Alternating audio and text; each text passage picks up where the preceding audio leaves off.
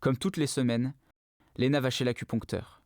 Il y a quelques mois, il lui a été diagnostiqué un cancer du sein. Elle a entendu dire que l'acupuncture, une méthode de médecine traditionnelle chinoise, pourrait la soulager et aider à contrer les effets indésirables de sa chimiothérapie.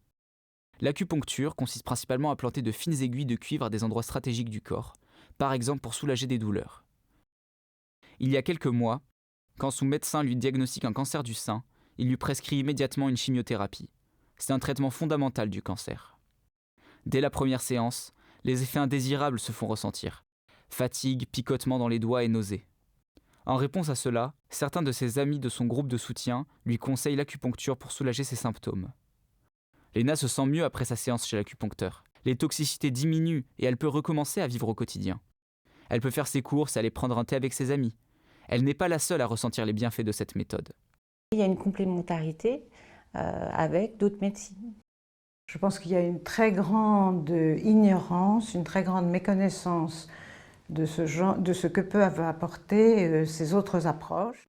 Pour qu'ils puissent le promouvoir, il faut qu'il y ait des études qui puissent attester que oui, ça marche dans 30% des cas et que ça fait vraiment du bien. Plusieurs essais ont déjà conclu aux bienfaits de l'acupuncture dans le traitement des douleurs chroniques notamment. Néanmoins, les études manquent pour valider l'intérêt de l'acupuncture dans le traitement des toxicités de la chimiothérapie.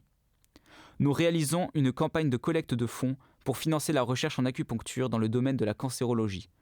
Si vous souhaitez contribuer, vous pourrez bénéficier d'une déduction fiscale. Merci de préciser dans le formulaire que vous souhaitez donner pour l'étude GERCOR Acupox.